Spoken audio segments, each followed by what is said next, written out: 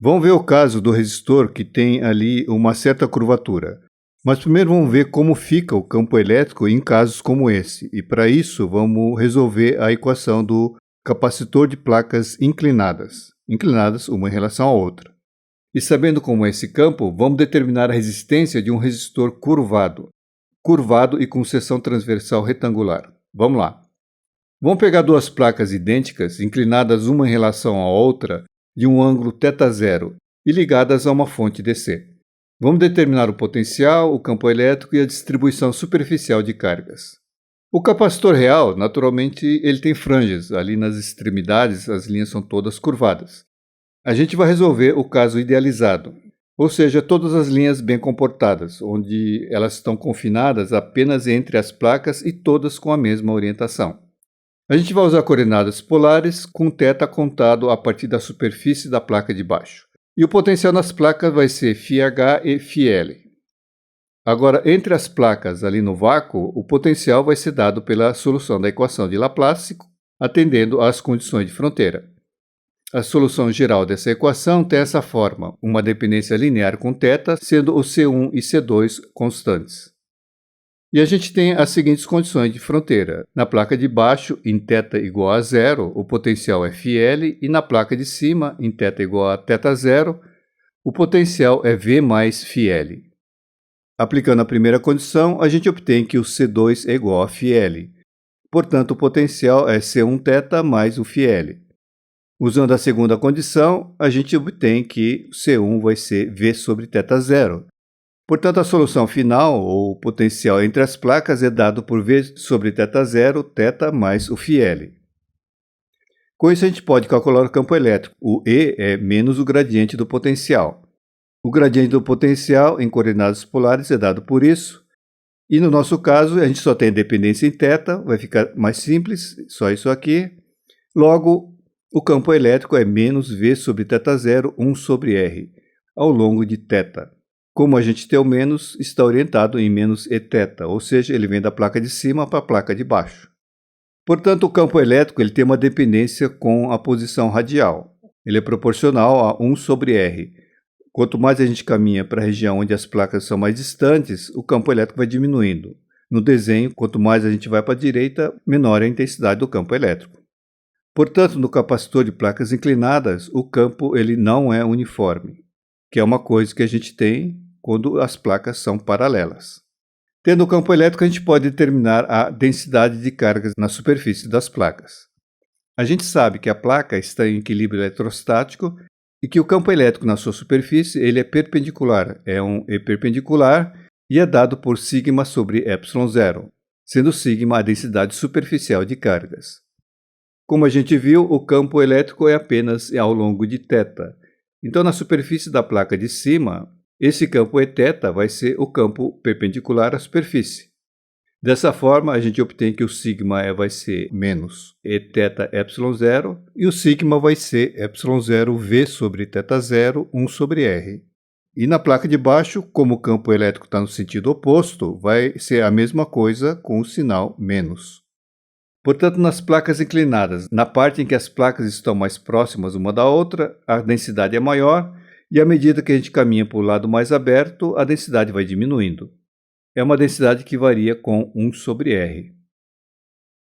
Vamos determinar a resistência de um resistor curvado, na forma de um arco de 1/4 de uma circunferência, com raio interno A e raio externo B e uma espessura H.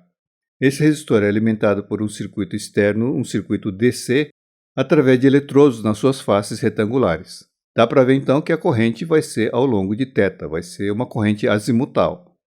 Vamos naturalmente resolver o caso idealizado, onde todas as linhas estão confinadas dentro do perfil do material, sem nenhuma franja, tudo ali bem comportadinho.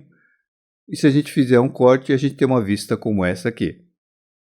A gente vai usar coordenadas polares, tomando θ em relação ao eixo y.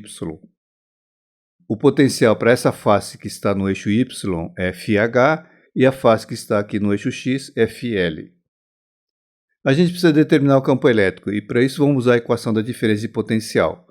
A diferença de potencial V é φH menos φL, que é então a integral do EdL, de uma face que está com θ igual a zero até a outra face que está em π/2. O dl é r dθ e a gente tem então um campo elétrico proporcional a 1/r. Tendo campo elétrico, pela lei de Ohm, a gente tem o J, a densidade de corrente. Tendo o J, eu tenho a corrente, que é o seu fluxo, através de uma área da seção transversal do resistor, que é esse A que aparece aqui na integral. Aqui a gente precisa tomar um cuidado. O J ele varia com 1/r. Então, para cada posição radial, eu tenho uma densidade diferente. Aqui eu tenho uma vista em corte com o J saindo da página. Então a gente pega uma tira de espessura dr, localizada numa mesma posição R, porque daí todos os pontos eu vou ter a mesma densidade, e essa tira é tão fina que o J é uniforme dentro dela. E para calcular o fluxo total, basta pegar essa tira e fazer uma varredura de R igual a A até R igual a B. Assim a gente varre toda a seção transversal do resistor. A normal dessa tira está em θ.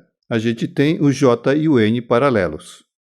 Dessa forma, o produto escalar de J com N multiplicado por dA vai ficar simplesmente Jθ dA.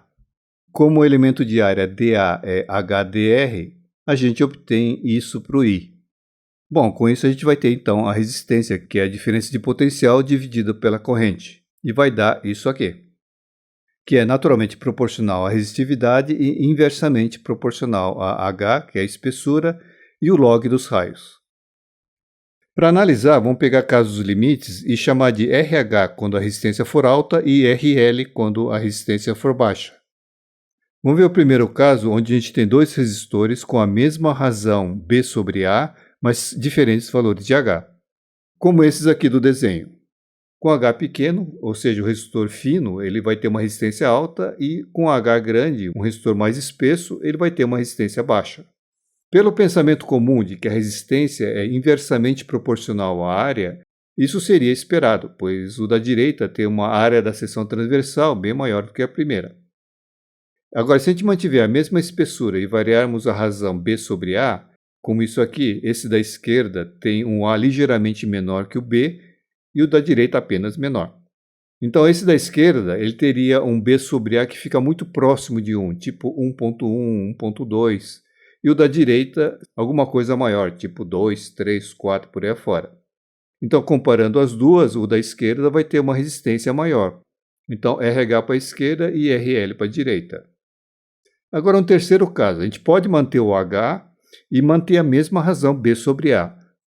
Veja que manter a mesma razão B/A, eu posso usar valores diferentes de B ou A, mas manter a mesma razão B/A, como esse caso aqui. Esses dois resistores de raios diferentes têm a mesma razão B/A e também o mesmo H. Esse pequeno e o grande, eles têm a mesma resistência R. Pela lógica comum, o resistor de cima deveria ter uma resistência menor. Mas não é isso que acontece, os dois têm a mesma resistência, pois a gente manteve o mesmo B/A. O que acontece é que o de cima ele tem uma área maior e essa área está banhada por um J menos intenso. Já no de baixo, o J é mais intenso, e para dar uma mesma corrente, a sua área vai ser menor. E com isso acabam tendo a mesma resistência. Portanto, fique esperto, resistência depende da forma como a densidade de corrente ou o tubo de linhas de J ela se distribui no interior do corpo. Falar que a resistência depende da área é sempre arriscado, como dá para ver por esses exemplos. Algumas vezes esse raciocínio funciona, mas não é o canal correto. O canal correto é sempre fazer uma análise da distribuição do J, da densidade de corrente.